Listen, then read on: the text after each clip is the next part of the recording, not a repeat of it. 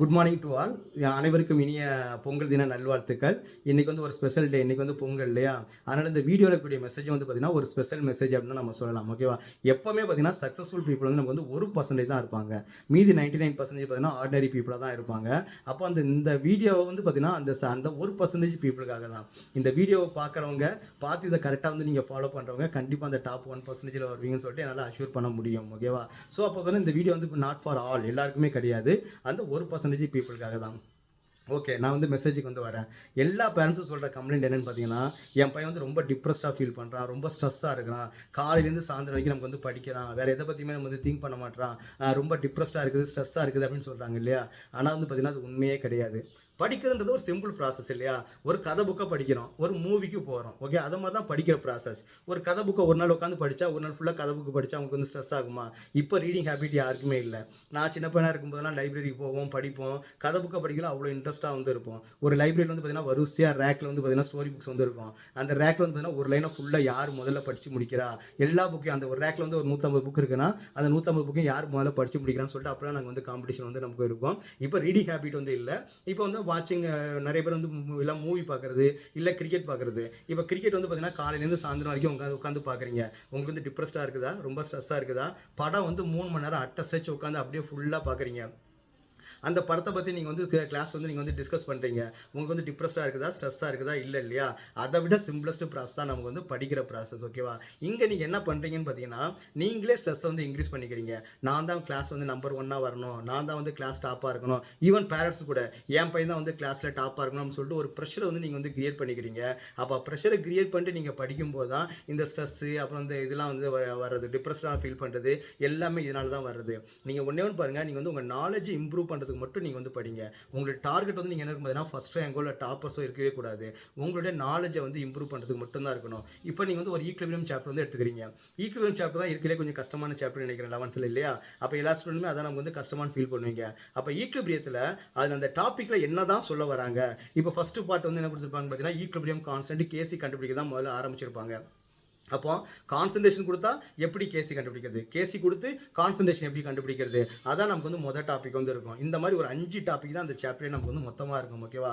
அப்போ நீங்கள் அந்த கான்செப்ட் அண்டர்ஸ்டாண்ட் பண்ணி அதை பேஸ் பண்ண அந்த புக்குக்கு பின்னாடி இருக்கிற ப்ராப்ளத்தை நீங்கள் சால்வ் பண்ணி பார்த்தீங்க அப்படின்னா உங்களுக்கு அதை பற்றி ஒரு தரவு நாலேஜ் வந்து கிடச்சிரும். ஓகே, அப்போ இன்றைக்கி வந்து நம்ம வந்து ஈக்விலிபிரியம் கான்செப்டை பற்றி நான் ஃபுல்லாக முடிச்சிட்டேன் அப்படின்னு உங்கள் நாலேஜை வந்து கெயின் பண்ணுறதுக்காக நீங்கள் படிச்சிங்கன்னா அங்கே வந்து உங்களுக்கு ஸ்ட்ரெஸ்ஸோ இல்லை டிப்ரெஷனோ உங்களுக்கு வந்து வரவே வராது.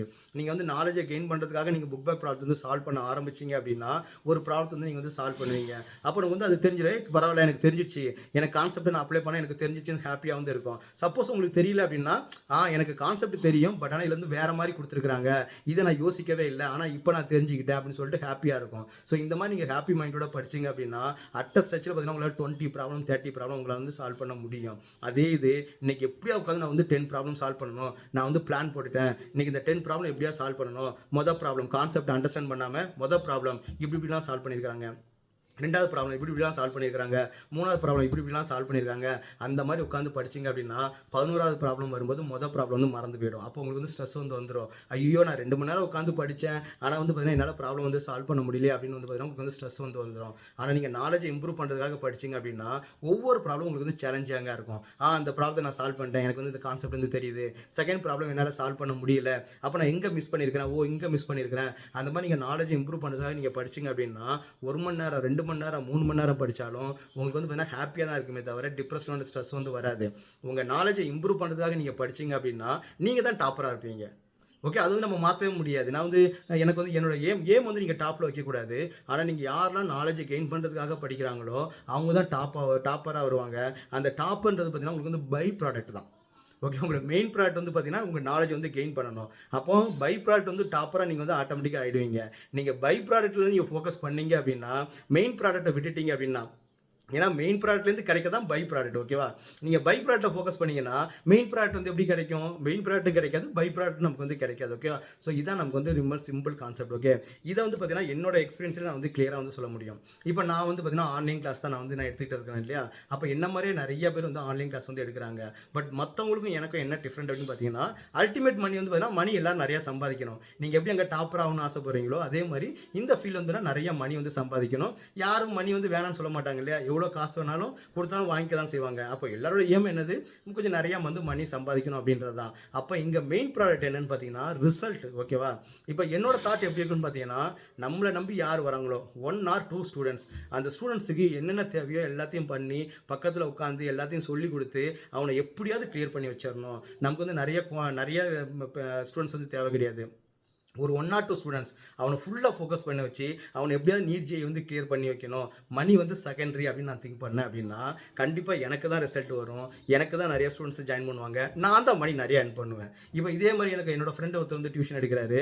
ஒரு அசம்ஷன் தான் சொல்கிறேன். அவருக்கு வந்து இந்த ஃபீல்டு வந்து நிறைய சம்பாதிக்கணும் அப்படின்னு சொல்லிட்டு நிறைய ஸ்டூடெண்ட்டு நிறைய பேர் எடுத்தார் அப்படின்னா, அப்போ அவருக்கு வந்து ரிசல்ட் கொடுக்கணும்னு சொல்லிட்டு டிப்ரெஷனாக இருக்கும், ப்ரெஷராக வந்து இருக்கும். எனக்கு வந்து அப்படி இருக்கவே இருக்காது. நம்ம வந்து பார்த்தீங்கன்னா இது வந்து எனக்கு ஒரு ஹாபி மாதிரி தான். ஓகேவா? அந்த பையனை நான் வந்து நல்லா ஃபோக்கஸ் பண்ணி அவனை வந்து டாப்புக்கு வந்து கொண்டு வரணும். அப்போ அவனுக்கு என்ன பண்ணணும், அவன் எதில் வீக்காக இருக்கிறான், அதை பற்றி நான் ஃபோக்கஸ் பண்ணி அவனை இம்ப்ரூவ் பண்ண எனக்கு ஹாப்பியாக இருக்கும். ஸோ ஆல்டர்னேட்டிவ் வந்து பார்த்தீங்கன்னா மணி.